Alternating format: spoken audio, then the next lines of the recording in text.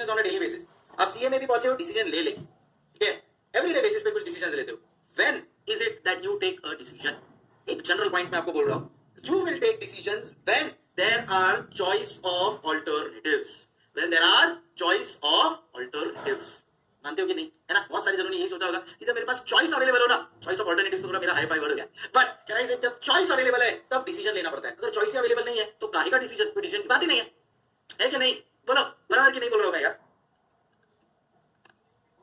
अगर mummy papa ने बोला कि ये तेरे को करना ही है, लेकिन दैट केस उसमें डिसीजन क्या लिया? है ना, डिसीजन आप तब लेते हो जब आपके पास अल्टरनेटिव हो, और वो अल्टरनेटिव में से आपको चूज करना हो, वो अल्टरनेटिव में से आपको चूज करना हो। तो डिसीजन मेकिंग का सबसे पहला मूल मंत्र, most important ingredient is alternatives होने चाहिए, और वो अल्टरनेटिव्स में से मुझे कोई चॉइस करना है। रेस्टोरेंट में खाना वाना खाने के लिए जाते हो तो क्या होता है, अपन लोग पहले तो इस चीज का डिसीजन लेते हैं कौन से रेस्टोरेंट में जाए। अब ऐसा सोचो कि आप जहां पे रहते हो, समझो आपके सिटी में खाली एक ही रेस्टोरेंट है, आपके सिटी में खाली एक ही रेस्टोरेंट है, तो चॉइसेस ही नहीं है, चॉइसेस ही नहीं है तो डिसीजन लेने का सवाल ही नहीं आएगा। अगर रेस्टोरेंट जाना है तो उधर ही जाना है, कोई डिसीजन क्या लिया उसने, तो बाय डिफॉल्ट ऑप्शन ही वो बचता है।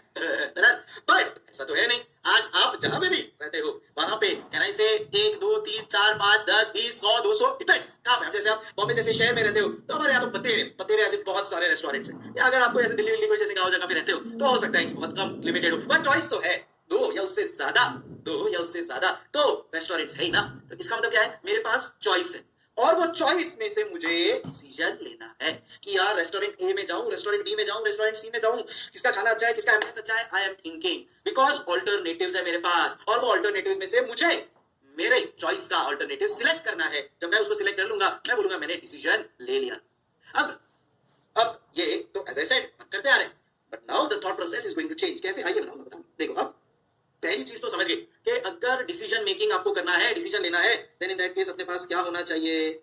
Choice of alternatives. मेरे पास और आपके पास क्या होना चाहिए बच्चों? करेक्ट, मेरे पास और आपके पास होना चाहिए चॉइस ऑफ अल्टरनेटिव्स। अगर मेरे पास अल्टरनेटिव्स ही नहीं है तो चूज इसमें से करूंगा।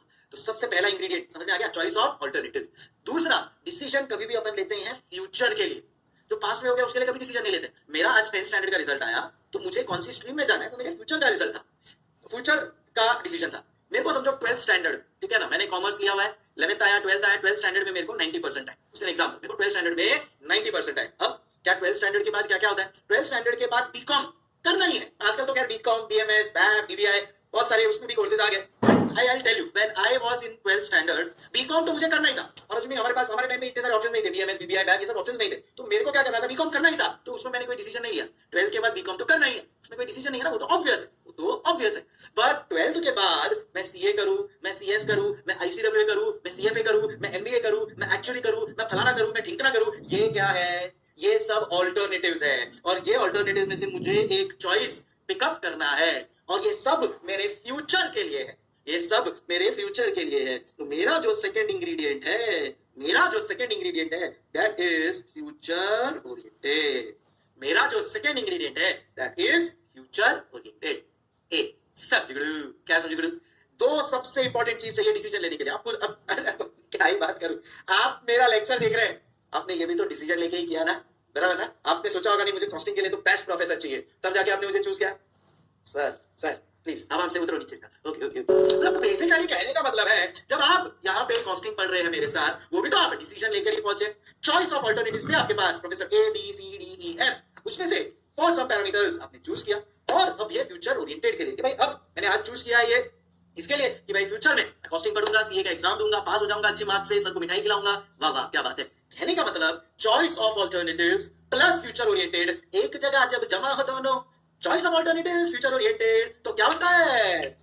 Decision making. आई होप ये बेसिक आपको क्लियर हो गया होगा, ये बेसिक आपको क्लियर हो गया होगा, समझो गुरु। चलो अब कहानी को, तो अब डिसीजन कब लेना है समझ गया आपने?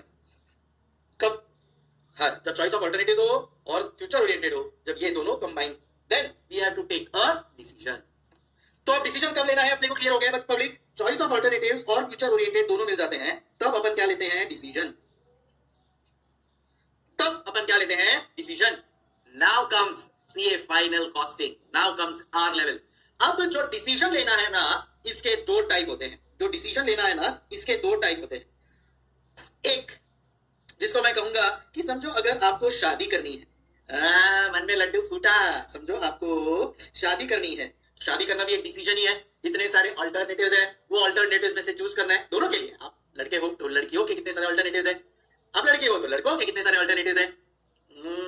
क्या ये तुम्हारी एज ही ऐसी है, तुम एकदम ऐसा बोलते हैं ना, युवा अवस्था में हो ना, तो ये सब सुन के तुम्हारा मन एकदम केंद्रित हो जाता है। क्या बोल रहे हैं सब, क्या बोल रहे हैं, शादी के बारे में बोल रहे हैं, सुनते सुनते पढ़ाई में ध्यान दो, चुपचाप आए बड़े शादी करने के लिए। तो एक डिसीजन होता है शादी का, और दूसरा डिसीजन ऐसा समझ लो है जॉब का, बराबर। शादी का जो डिसीजन है उसमें आप क्या सोचते हो कि समझो अगर मैं लड़का हूं, मैं लड़की के लिए क्या सोचूंगा कि उसका नेचर कैसा है, कैरिंग नेचर है या नहीं, बात कम्युनिकेशन स्किल्स कैसा कैसा है, और कितना पढ़ी लिखी है, ऑल ऑफ दैट। अगर वही लड़का होगा, लड़की होगी तो लड़के के लिए क्या सोचेगी कि भाई अगेन सेम थिंग्स ऑलमोस्ट, के नेचर कैसा है, बात बात करने में कैसा है, पर्सनालिटी कैसा है, ओवरऑल। बराबर। तो आप यहाँ पे जो चीजें देख रहे हो वो पैसे रिलेटेड नहीं है, वो बाकी एस्पेक्ट्स को आप देख रहे हो। तो डिसीजन दो टाइप के होते हैं, एक होता है उसमें नॉन फाइनेंशियल, एक होता है उसमें नॉन फाइनेंशियल। और दूसरा डिसीजन जिसकी मैं बात कर रहा था, समझो आप जॉब लेने के लिए गए, तो जॉब लेने के लिए आपके दिमाग में एक ही चीज चलेगी, क्या? करेक्ट, अपना सपना, money money. So you will think अच्छा ये वाले जॉब के लिए मेरे को 8 लाख रुपए का पैकेज मिल रहा है, ये वाला जॉब लिया तो मेरे को 10 लाख मिल रहा है, ये वाला जॉब लिया तो 15 लाख तो मुझे चाहिए। तो यहाँ पे जब आप जॉब के एंगल से सोचते हो तो आप क्या सोचते हो, you are thinking of financial aspects, you are thinking of financial aspects. एक second, you are thinking of financial aspects. एक सेकंड,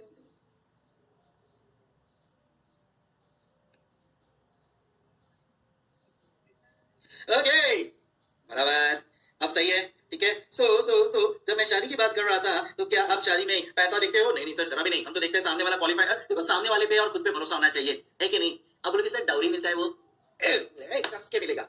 कौन से सदी में जी रहे हो, 21वीं सदी में? काय की डाउरी, काय की पावरी, ये सब कुछ नहीं होता है। So obviously you are looking कि भाई सामने वाला कितना करियर में सेटल्ड है, आप खुद करियर में कितने सेटल्ड हो, वो सब चीजें शादी में दिखती है। पर जब जॉब की बात होती है तो अपना सपना, मनी मनी, तो क्या ऐसे अपना फोकस किसके ऊपर होता है? पूरा का पूरा फाइनेंशियल एस्पेक्ट के ऊपर होता है।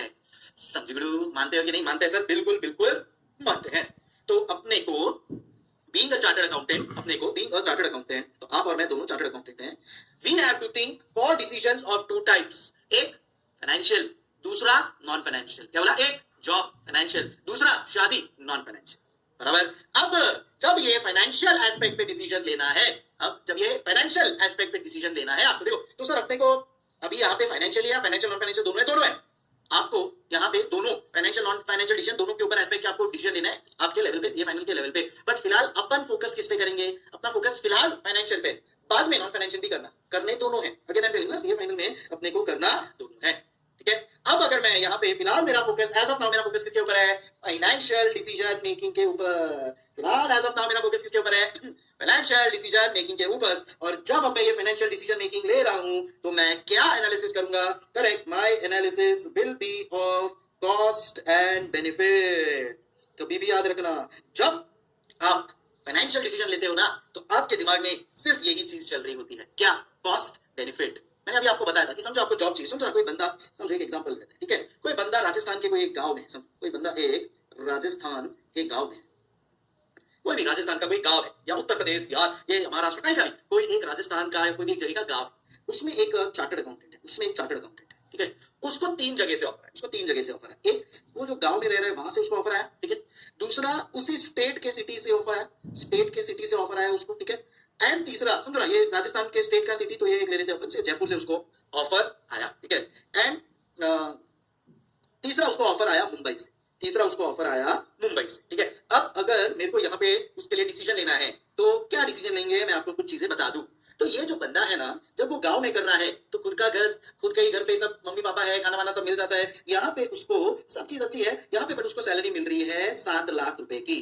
कितने की सैलरी मिल रही है उसकी सर? 7 लाख रुपए की, ओके। अच्छा, अगर समझो स्टेट का सिटी है, मतलब जयपुर समझो, यहाँ पे उसको सैलरी है 9 लाख रुपीज की, और मुंबई में अगर वो आता है यहाँ पे सैलरी है उसकी 12 लाख रुपए। अब आप मुझे बताओ, आप उसकी जगह पर हो और आपको एक फाइनेंशियल बेसिस पे डिसीजन लेना है तो आप क्या डिसीजन लोगे? तो राजस्थान का कोई गांव मैं ले लेता हूं एग्जांपल से, ब्यावर ले लेते हैं, फालना ले सकते हैं। मैं ये दो नाम इसलिए लिख रहा हूं क्योंकि मैं यहां से ही हूं, Falna, Beawar, this is where I belong to. तो यहाँ पे क्या सीन है देख रहे हो आप? क्या भैया ये गांव है, 7 लाख रुपए का सैलरी, अगर मैं उधर ही रहता हूं तो उधर वालों के साथ हूं, खाने पीने को सब मिल जाता है फ्री में।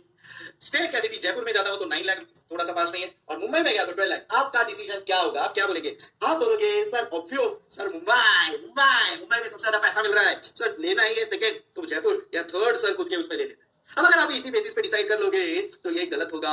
अब मैं आपको और एक चीज बता दूं, अगर वो सैलरी तो 7 लाख है, बट यहाँ पे एक बात मैं बता दूं, उसका कॉस्ट है 0, नील बट्टा सन्नाटे 0, क्योंकि खुद का ही घर, खुद का ही खाना, कोई टेंशन नहीं है लाइफ में। समझे क्या? अगर वो जयपुर जाता है तो उसका 15,000 पर मंथ का रेंट जाएगा एंड 5,000 पर मंथ का उसका खाने पीने का खर्चा होगा। सब मिला के उसका 20,000 पर मंथ का खर्चा होगा। मतलब कैन आई से 20,000 इंटू 12, 2,40,000 का खर्चा हो जाएगा। ओके सर, ओके ठीक है। और अगर वो मुंबई जाता है, अगर वो मुंबई जाता है, then in that case 40,000 per month रहने का खर्चा which is rent and 10,000 per month खाने पीने का खर्चा। मतलब अगर मैं बोलूं तो 50,000 into 12 equal to 6 lakhs, equal to 6 lakhs। अब मेरे को डिसीजन लेना है। अब आप मुझे बताओ क्या करोगे? खाली फाइनेंशियल बेसिस पे डिसीजन लेना है, बोलो क्या करोगे? सर यहाँ पे तो पूरा का पूरा 7 लाख उसके जेब में आ रहा है। एग्जैक्टली सर, यहाँ पे 9 माइनस 2,40,000 कितना होता है? सर यहाँ पे तो खाली 6.6 लाख हाथ में आ रहे हैं, और सर बॉम्बे तो खाली 6 लाख हाथ में आ रहा है। अब बोलो क्या डिसीजन लोगे?